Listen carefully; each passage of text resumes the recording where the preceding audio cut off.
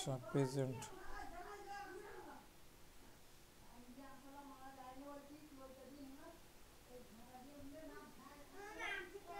এ বাবু বাবু গেটটা বন্ধ কর, গেটটা বন্ধ কর। এই গেটটা বন্ধ কর, আমার গেটটা বন্ধ কর, তুই যা পারিস কর।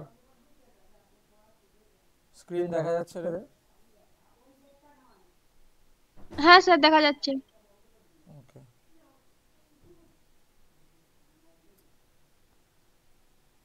আচ্ছা আমরা আগের দিনকে যেটা করেছিলাম একবার দেখে নিই, মানে আগের ক্লাসে আমরা প্রথমত কি কি জেনেছিলাম। অনুমান কিভাবে হয়, অনুমানের পরামর্শ বলতে কি বোঝো, মেনলি যেটা জানার ছিল আমাদের। অনুমানের স্বার্থানুমান ও পরার্থানুমানের ভাগটা জেনে আমরা জেনেছিলাম যে অনুমানের দুটো পূর্ব শর্তের কথা আমরা জেনেছিলাম। কি কি পূর্ব শর্ত দুটো? লিঙ্গ দর্শন আর লিঙ্গি দর্শন। ওয়ান একটুখানি দাঁড়াও বাবু।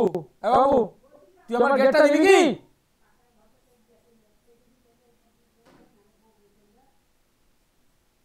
বাবু আমি ক্লাস করছি তো, ডিস্টার্ব করছো কেন?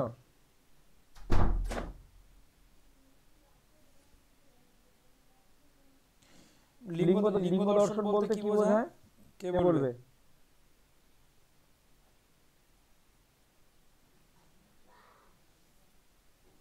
আরে লিঙ্গ দর্শন দেখ লেখাই আছে।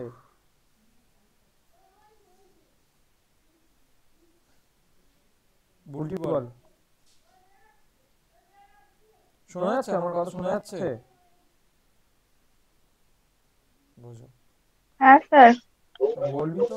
জিজ্ঞাসা করছি বারবার, কেউ তো বলবি। লিঙ্গ দর্শন মানে হেতুকে জানা। হেতুকে জানা কোনটা? আমরা প্রথমত যেটা এই হেতু বাক্যটাতে পাই, তাই তো? পরবর্তীতে ধোঁয়া আছে, এখানে ধোঁয়াটা যেহেতু হেতু ছিল, এইখানে আমরা যখন ধোঁয়াকে জানতে পারছি সেটাই হচ্ছে লিঙ্গ দর্শন।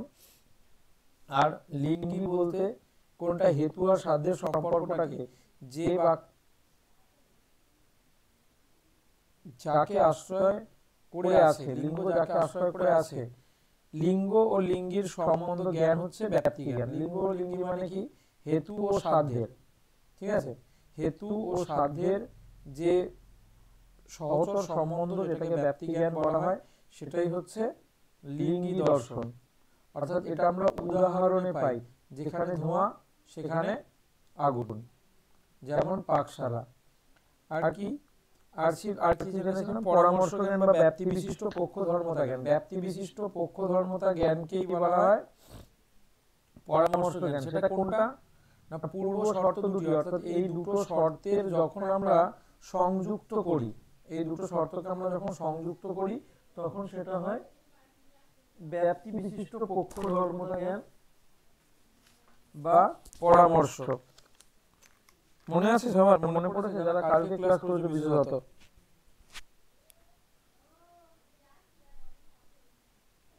কালকে যারা ক্লাস করেছিস বল না, একটু তাড়াতাড়ি আনমিউট কর, বল।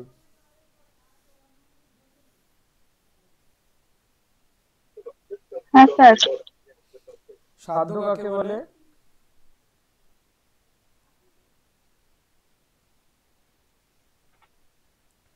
পক্ষে যাকে সাধন করা হয়, অর্থাৎ যাকে আমরা প্রমাণ করি, অনুমানের দ্বারা আমরা যে নতুন বিষয়ের জ্ঞান লাভ করি, সেটাই হচ্ছে সাধ্য। আর হেতু কি? পক্ষ ও সাধ্যের মধ্যে যে সম্পর্ক তৈরি করে তাকেই বলা হয় হেতু। এটা লেখা নেই এখানে, আমি আগের দিনের একজনের খাতা থেকে এটা দিচ্ছি। আর কি অনুমিতির সংজ্ঞা তর্ক সংগ্রহতে কিভাবে দিয়েছে? অনুমিতির সংজ্ঞা তর্ক সংগ্রহতে কিভাবে দিয়েছে? কেউ একজন পটপট আনমিউট করে বল না। পরামর্শ জন্যং জ্ঞানম অনুমিতি। পরামর্শ জন্য জ্ঞান অনুমিতি, অর্থাৎ পরামর্শের ফলে যে জ্ঞান উৎপন্ন হয় সেটাই হচ্ছে অনুমিতি। অর্থাৎ পরামর্শ বাক্য কোনটা ছিল? এই বাক্যটা, উপনয় বাক্যটা। পরবর্তীতে আগুন ব্যাপ্য ধোঁয়া আছে, এটা ছিল হচ্ছে পরামর্শ জ্ঞান। এই পরামর্শ জ্ঞানের ফলে যে জ্ঞানটা নতুন যে জ্ঞান উৎপন্ন হয় সেটাকেই বলা হচ্ছে অনুমিতি জ্ঞান। এখানে কিছু সমস্যা ছিল, সমস্যা থাকার কারণে অন্নং ভট্ট দীপিকাতে নতুন একটা সংজ্ঞা দিয়েছিল, সেটা আবার এখানেও লেখেনি। কোন সংজ্ঞাটা মনে আছে? কার মনে আছে? ওইখানে আছে পক্ষতা সহকৃত পরামর্শ জন্য জ্ঞানম অনুমিতি। এই কথাটা কোথায় বলেছে? দীপিকাতে একটু চেঞ্জ করেছে। পক্ষতাটা কি আমাকে জানতে হবে। পক্ষতাটা কি না, যে বৈশিষ্ট্য থাকার জন্য কোনো পদার্থ পক্ষ হতে পারে আর যা না থাকার জন্য পক্ষ হতে পারে না, তাই হলো পক্ষতা। আর পক্ষ ধর্মতাটা কি না, পক্ষে হেতুর বর্তমান অবস্থা বা বর্তমান আছে বা অবস্থান করছে এরূপ জ্ঞানই হচ্ছে পক্ষ ধর্মতা জ্ঞান। এখানে পক্ষ ধর্মতা জ্ঞান কোনটা? আগের যে আমরা অনুমানটা করেছিলাম সেখানে বলে, এই অনুমানটাতে পক্ষ ধর্মতা জ্ঞান কোনটা?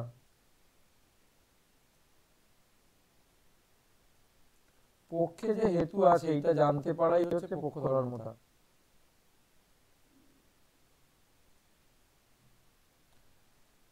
পক্ষে হেতু আছে, রমা বল।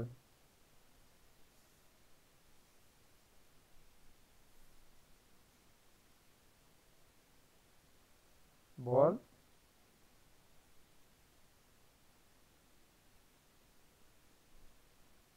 আছিস? ধোঁয়াটা কোনটা? প্রতিজ্ঞা হেতু উদাহরণ উপনয় নিগমন কোনটা হবে? এইটা।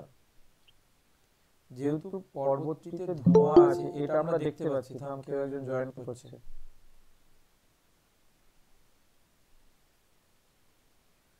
এত দেরি করলি। পক্ষে যে ধোঁয়া আছে এইটাই হচ্ছে পক্ষ ধর্মতা জ্ঞান, অর্থাৎ পক্ষে হেতুর অবস্থান।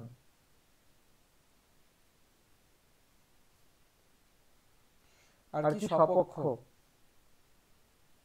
পক্ষ, সপক্ষ, বিপক্ষ। পক্ষ কাকে বলে? পক্ষ কাকে বলে? যে বস্তুতে সাধ্য বিষয়ে সংশয় থাকে। কি বললি রে? খুব সুন্দর হয়েছে।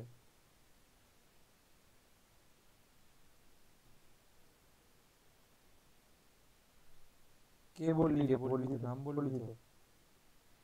কোয়েল। আচ্ছা, সন্দিগ্ধ সাধ্য বাড়ানো পক্ষ, এটাও আমরা সংস্কৃততে বা অর্ণব ভট্টের প্রথম তর্ক সংগ্রহ দেওয়া সংজ্ঞাটা হচ্ছে এটা, সন্দিগ্ধ সাধ্য বাড়ানো পক্ষ। আমরা এখান থেকেই বলেছিলাম যে বিষয়টাকে বোঝার জন্য, ঠিক আছে। আর সপক্ষ কোনটা?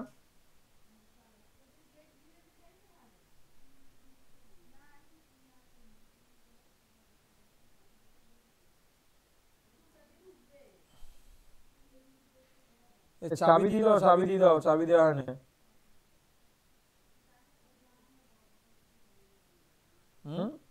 সপক্ষটা কাকে বলবে? কে বলবে? নিশ্চিত সাধ্য বাড়ানো সপক্ষ, অর্থাৎ যে অধিকরণে থাকে, যেখানে সাধ্য নিশ্চিত রূপে থাকে। হ্যাঁ, যেখানে সাধ্য একদম নিশ্চিত ভাবে থাকবে সেটাকে আমরা বলবো সপক্ষ। আর বিপক্ষ কোনটা? যেখানে সাধ্যের নিশ্চিতভাবে অভাব আছে সেটাই হচ্ছে বিপক্ষ। এখানে বিপক্ষের উদাহরণ, আমাদের যে উদাহরণটা ছিল এখানে সপক্ষের উদাহরণ কি হবে?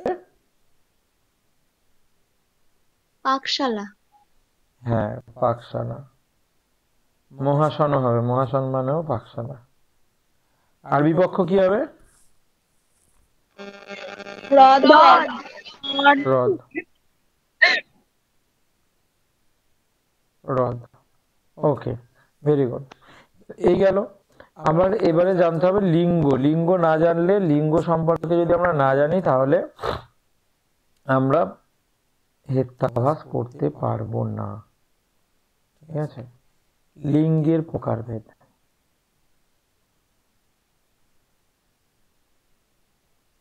আমাদের অর্ণভট্ট তর্ক সংগ্রহে লিঙ্গের 3টে প্রকারের উল্লেখ করেছেন। 3টে প্রকার কি কি?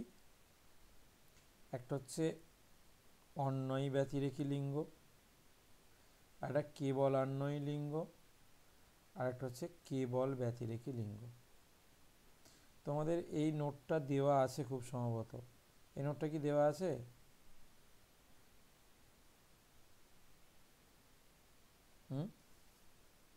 আমি থাক বা না থাক, আমি এটাকে যেগুলো দাগ দিচ্ছি সেই লাইনগুলো ধরে তোমাদেরকে বলে দিচ্ছি, আর এই টোটাল এই যেটা মানে তৈরি হবে এখান থেকে আমি সেটা দিয়ে দেব। অন্বয় শব্দের অর্থ কি, কে বলবে?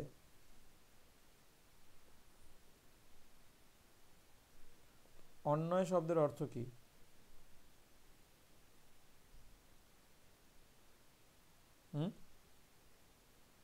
কেউ তো বলো।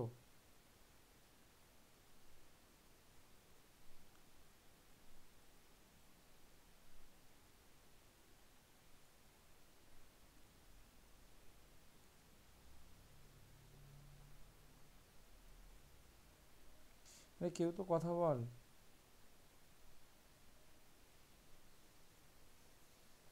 মিলি বল, অন্যয় মানে কি?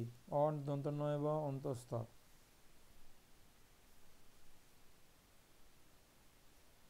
জানি না স্যার।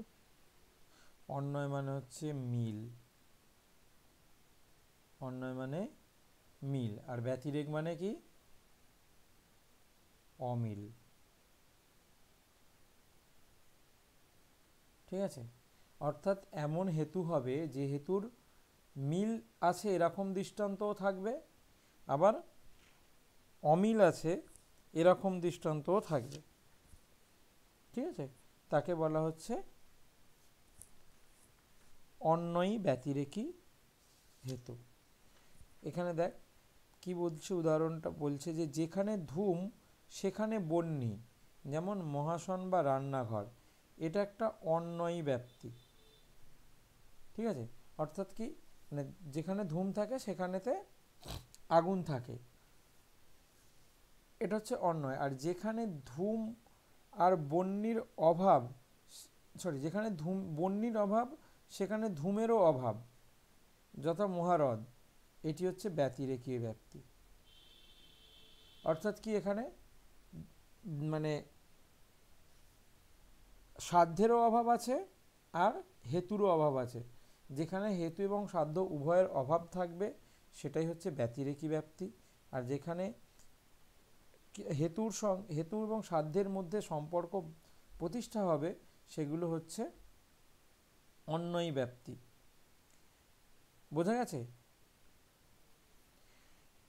এখানে আমি এগুলো পড়ছি, পড়ে বললেই বুঝতে পারি। তাহলে এক্ষেত্রে বলা চলে যে একই লিঙ্গে সাধ্যের সঙ্গে অন্যয় ব্যাপ্তি ও ব্যতিরেকী ব্যাপ্তি উভয় প্রকার ব্যাপ্তি আছে। যেখানে লিঙ্গ ধূম আছে তাই এখানে লিঙ্গ ধূম, তাই অন্যয় ব্যতিরেকী ব্যাপ্তি লিঙ্গ হয়েছে। এই প্রকারে কোনো লিঙ্গ বা হেতু যখন অন্যয় ব্যাপ্তি ও ব্যতিরেকী ব্যাপ্তি এই উভয় প্রকার আশ্রয়ে হয় তখন সেই লিঙ্গ বা হেতুকে বলে অন্যয় ব্যতিরেকী লিঙ্গ। যেখানে মিলও থাকবে এবং অমিল দৃষ্টান্ত, দুটো দৃষ্টান্তই পাওয়া যাবে, সেটাই হচ্ছে অন্যয়ী ব্যতিরেকী। এখানে একটা উদাহরণ দিয়ে সুন্দরভাবে বুঝিয়েছে দেখো। যা ধূমবান তাই বহ্নিমান, যথা পাকশালা, পর্বতটি ধূমবান অতএব পর্বতটি বহ্নিমান। ব্যতিরেকী ব্যাপ্তি কি? যেখানে বহ্নির অভাব বিশিষ্ট তাই ধূমের অভাব বিশিষ্ট, যেমন মহাহ্রদ, পর্বতটি ধূমবান অতএব পর্বতটি বহ্নিমান। একবার অন্যয় দিক থেকে অনুমান করা হয়েছে, একবার ব্যতিরেকী দৃষ্টান্তের দিক থেকে অনুমান করা হয়েছে। তারপরে আসছে কি, কেবল অন্যয়ী হেতু। কেবল অন্যয়ী কথাটা কিভাবে এসেছে? কেবল যুক্ত অন্যয় মানে কি? মানে কি শুধুই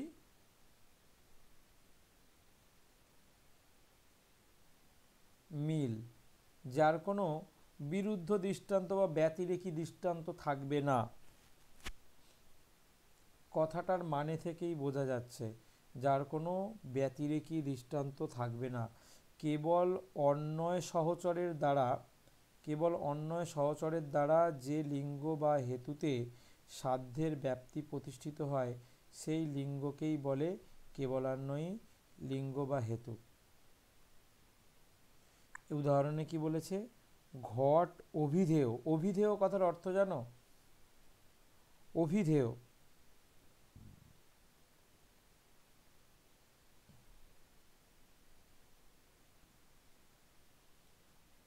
যে বস্তুকে জানা যায়, যে বস্তুকে জানা যায় মানে যে বস্তুর জ্ঞান লাভ করা যায়। তাহলে বলো তো, পৃথিবীতে এমন কি কোনো বস্তু আছে যার অভিধেয়ত্ব নেই?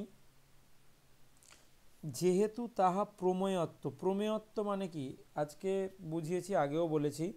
প্রমেয়ত্ব মানে কি? প্রমেয় মানে কি?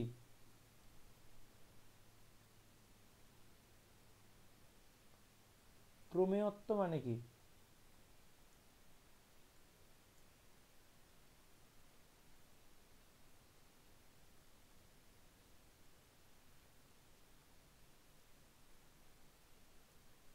প্রমেয়ত্ব মানে কি? কে বলবে গো?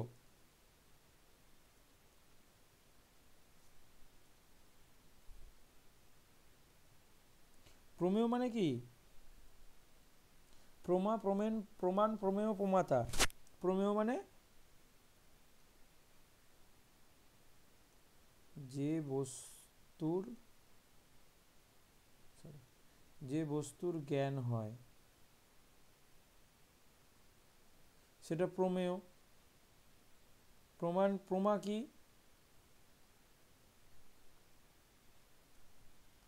প্রমা হচ্ছে যথার্থ জ্ঞান। প্রমাণ কি? প্রমাণ হচ্ছে প্রমা লাভের পথ।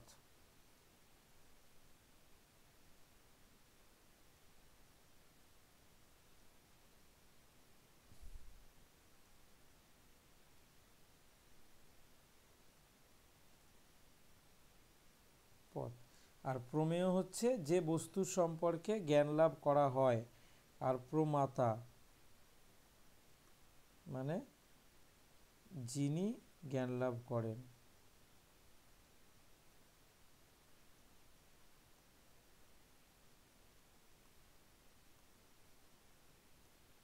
এগুলো মনে আছে? মনে রাখতে হবে, ঠিক আছে? অর্থাৎ অভিধেয় মানে কি বললাম? যে বস্তুকে জানা যায়। অভিধেয়, অভিধেয় মানে কি? যে বস্তুকে জানা যায়।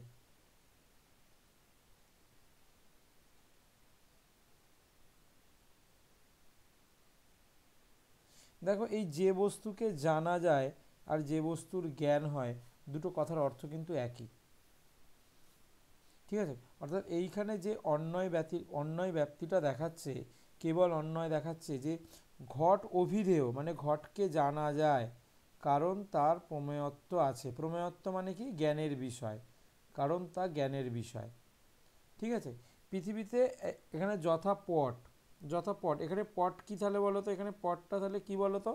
আচ্ছা, এই যে ঘট অভিধেয়, যেহেতু এখানে প্রমেয়ত্ব আছে, এটা একটা অনুমান। এই অনুমানটাকে আগে আমাকে কি সাজাতে হবে বলো তো? আগে আমাকে অনুমানটাকে সাজিয়ে নিতে হবে। আমি আগে অনুমানটা সাজাই। ঘট অভিধেয়,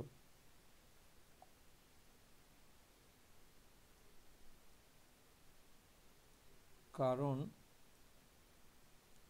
ঘট অভিধেয় যেহেতু তাতে প্রমেয়ত্ব আছে।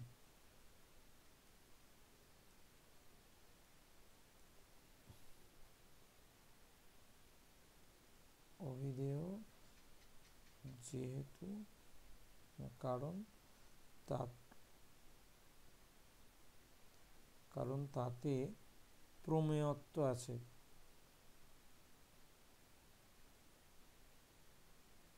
সুজাতা আছিস?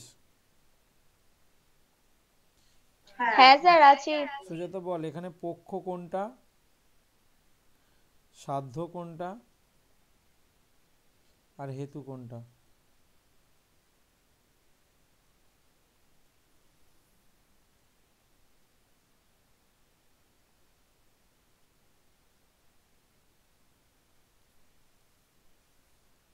পক্ষ সাধ্য হেতু কোনটা? কে বলতে পারবি? যে বলতে পারবি বল।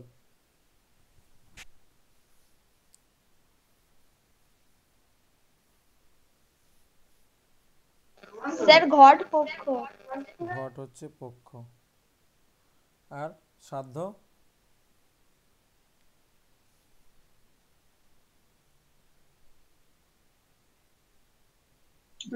স্যার সাধ্য হচ্ছে প্রমেত্য আছে, সাধ্য হচ্ছে প্রমেরত্ব অভিধেয়। আছে। না, সাধ্য হচ্ছে অভিধেয়। অভিধেয়। আর আচ্ছা হেতু হচ্ছে প্রমেয়ত্ব। আচ্ছা ঠিক আছে স্যার। ঠিক আছে, মানে যার প্রমেয়ত্ব আছে তাই অভিধেয়। ঠিক আছে, ঘটের প্রমেয়ত্ব আছে তাই ঘট অভিধেয়। বুঝতে পারলাম? এখানে পটটা কি? এই যে বলছে যেমন পট, পটটা কি হয় বলো তো? পটটা কি হবে?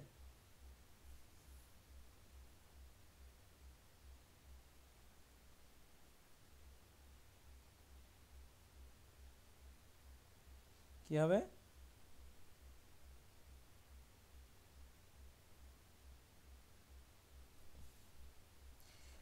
স্পিকারগুলো অন করে বলো।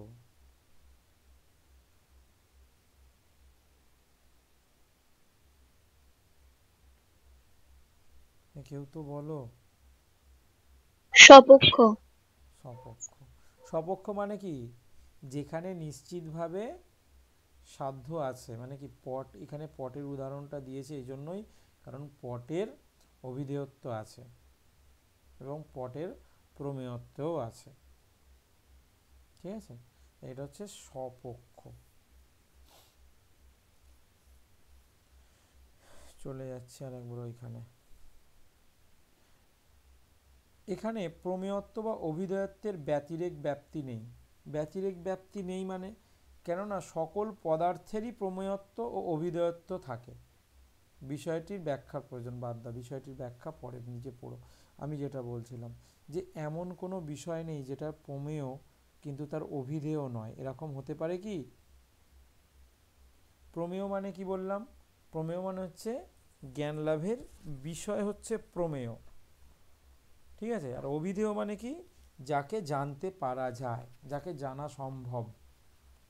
তাহলে পৃথিবীতে এমন কি কোনো বস্তু থাকতে পারে যার প্রমেয়ত্ব আছে কিন্তু অভিধেয়ত্ব নেই?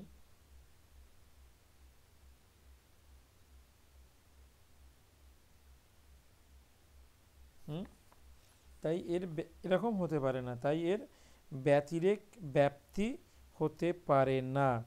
সেজন্যই এটাকে বলা হচ্ছে কেবল আন্বয়ী হেতু, যার কারণে এটা কেবল আন্বয়ী হেতু। যে হেতু বা লিঙ্গে ব্যতিরেক ব্যাপ্তি নেই, কেবল অন্বয় ব্যাপ্তি আছে, তাই কেবল আন্বয়ী হেতু বা লিঙ্গ। প্রমেয়ত্বকে হেতু বা অভিধেয়ত্ব সাধ্য ধরে যেখানেই এই ব্যাখ্যাগুলো একটু পড়ে দেখবে। ঠিক আছে, পড়ে দেখলে বুঝতে পারবে। এখানটা কিন্তু গোলানোর চান্স আছে, নিজেরা যদি পড়বে, যদি বুঝতে অসুবিধে হয়, বেশি বোঝার দরকার নেই, শুধু এই যেগুলো আমি বলে দিচ্ছি সেইগুলোই ভালো করে মনে রাখবে।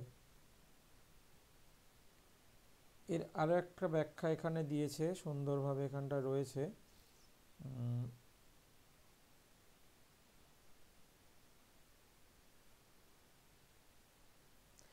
দ্রব্যত্বকে হেতু এবং অভিধেয়ত্বকে সাধ্য ধরে একটি ব্যাপ্তিবাক্য গঠন করে বিষয়টি বোঝানো হচ্ছে। যেখানেই দ্রব্যত্ব সেখানেই অভিধেয়ত্ব। যেমন ঘট। ঠিক আছে, ঘট কি? ঘট নিজেই একটা দ্রব্য। এখানে অভিধেয়ত্ব সাধ্যটি কেবলান্বয়ী হলেও দ্রব্যত্ব হেতুটি কেবলান্বয়ী নয়।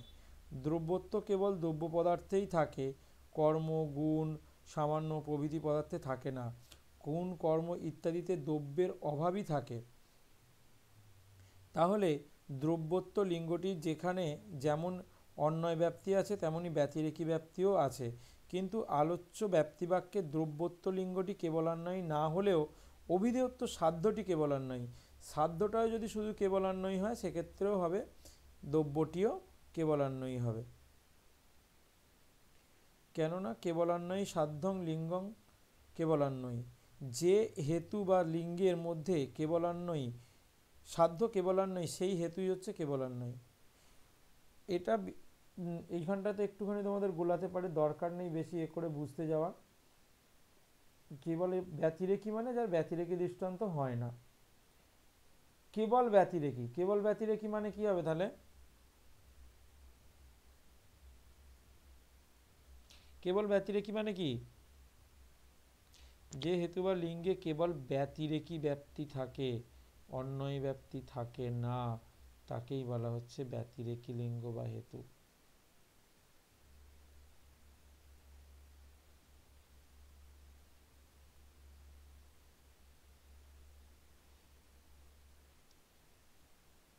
যেমন এখানে একটা দিয়েছে, পৃথিবীতে ইতর ভেদ আছে, অর্থাৎ পৃথিবী অন্য সব পদার্থ থেকে ভিন্ন, যেহেতু পৃথিবীতে গন্ধত্ব আছে।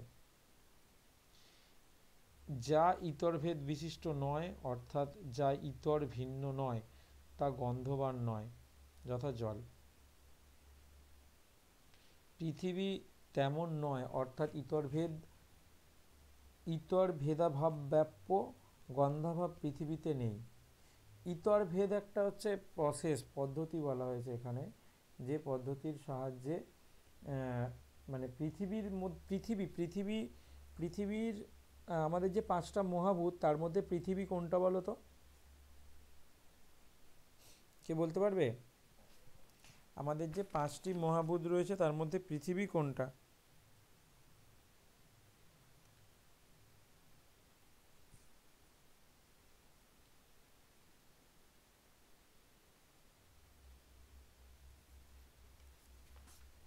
হুম,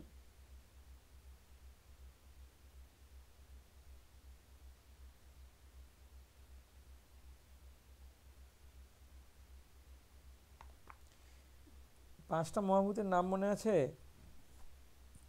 আমার প্রতিবারে যদি নাম ধরে ধরে কাউকে কাউকে বলতে বলতে হয় তো সমস্যা।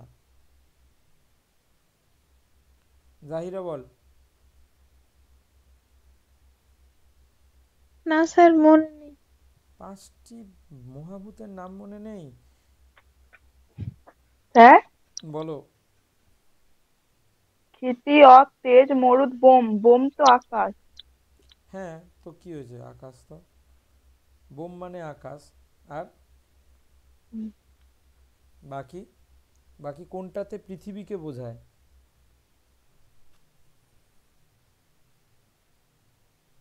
স্যার, মরুদটা। মরুদ মানে ক্ষিতি, অপ, তেজ, মরুদ, বোম। মরুদ মানে বাতাস, ক্ষিতি। ঠিক আছে, এই ক্ষিতির বিশেষ গুণ হচ্ছে গন্ধ, যেটা অন্য কোনো দ্রব্যে থাকতে পারে না।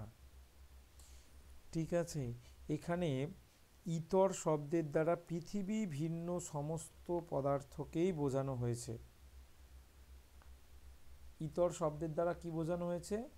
ইতর শব্দের দ্বারা পৃথিবী ভিন্ন সমস্ত কিছুকেই বোঝানো হয়েছে।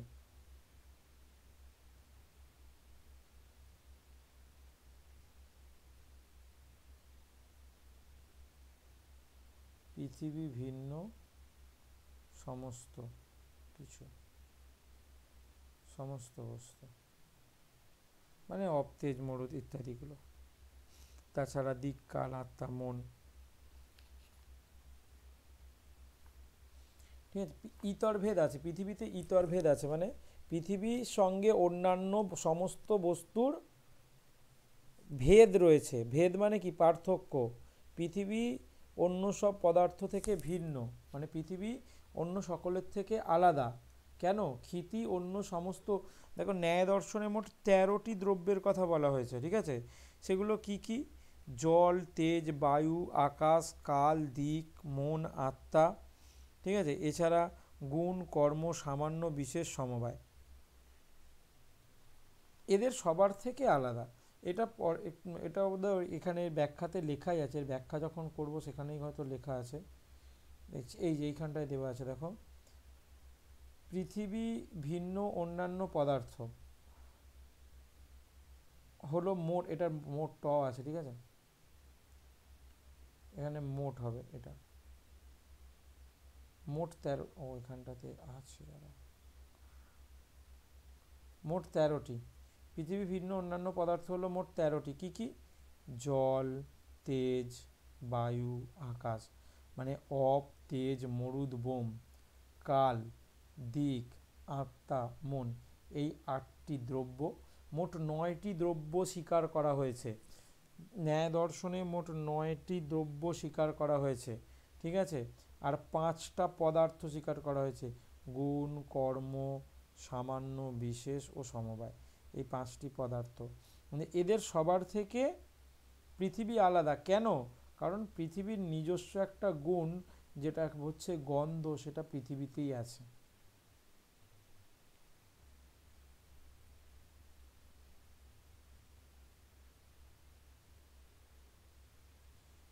এই অনুমিতির লিঙ্গ বা হেতু হলো গন্ধ, যা পৃথিবীর বিশেষ গুণ। যে গুণ কেবল পৃথিবীতেই থাকে, অন্য কোনো পদার্থে, জলাদি ত্রয়োদশ, মানে অন্য যে জল সহ আরও যে 13টি পদার্থ রয়েছে তাতে থাকে না। এই অনুমিতির উপরুক্ত ব্যাপ্তি বাক্যটি, যা ইতরভেদ বিশিষ্ট নয় বা ইতর ভিন্ন নয়, তা গন্ধবান নয়। এই ব্যাপ্তি বাক্যটি কেবল ব্যতিরেকী, এর কোনো আর মানে কি বলবো, মিল, অন্যয় দৃষ্টান্ত পাওয়া যায় না। এখানে অন্যয় ব্যাপ্তি সম্ভব নয়। এখানে অন্যয় ব্যাপ্তি গঠন করলে ব্যাপ্তি বাক্যটি হবে, যেখানে গন্ধ থাকে সেখানে সেখানে ইতরভেদ থাকে। কিন্তু এখানে অন্যয় ব্যাপ্তির কোনো জন্য প্রয়োজনীয় একটিও অন্যয় দৃষ্টান্ত পাওয়া সম্ভব নয়। এরূপ আর কোনো দৃষ্টান্ত কি পাওয়া যাবে? যে পৃথিবীর তো এটা ব্যক্তি মানে নিজস্ব গুণ একেবারে, এটা পৃথিবী ছাড়া আর কোথাও পাওয়া যেতে পারে না। গন্ধত্বকে, যত গন্ধত্ব বিষয়টি রয়েছে সবই হচ্ছে পৃথিবীর গুণ। পৃথিবী ছাড়া গন্ধত্ব অন্য কোথাও থাকতে পারে না। তাই এর কোনো অন্যয় দৃষ্টান্ত পাওয়া সম্ভব নয়। সেই জন্যই এটি হচ্ছে কেবল ব্যতিরেকী দৃষ্টান্ত, যেখানে ব্যতিরেকভাবেই, অর্থাৎ যেখানে ইতরভেদ নেই, ইতরভেদ ভিন্ন নয়, তাই গন্ধবান নয়। যা ইতরভেদ বিশিষ্ট নয়, অর্থাৎ যা অন্য কিছু থেকে আলাদা নয়, তা গন্ধবান নয়। এই হচ্ছে, এই 3টে হেতুকে আমি যদি না বুঝতে পারি, আমি কখনোই হেত্যাভাস করতে পারবো না। এখানে আরেকটা ব্যাখ্যা দিয়েছে, ব্যতিরেকী ব্যাপ্তি হলো সাধ্যাভাবের সঙ্গে হেতুর অভাবের সহচর সম্বন্ধ। যেখানে সাধ্যের অভাব আছে, যেখানে গন্ধের অভাব আছে, সেখানে ইতরভেদ নেই। এটাকে যদি ঘুরিয়ে বলি, এই লাইনটা, আগের যে লাইনটা বলছিলাম, এই লাইনটাকে যদি ঘুরিয়ে বলা হয়, যে যেখানে সাধ্যের অভাব, সাধ্য কোনটা আগেরটাতে? সাধ্য কোনটা ছিল?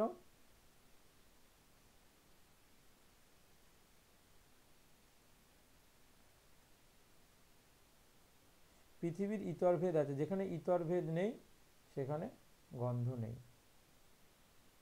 এটাই হচ্ছে ব্যতিরেকী ব্যাপ্তির দৃষ্টান্ত। এইটা আমি দিয়ে দিচ্ছি, এটাকে করবে, আর পরের দিনকের ক্লাসে আমি 5টা হেত্যাভাস আমি বুঝিয়ে দেবো।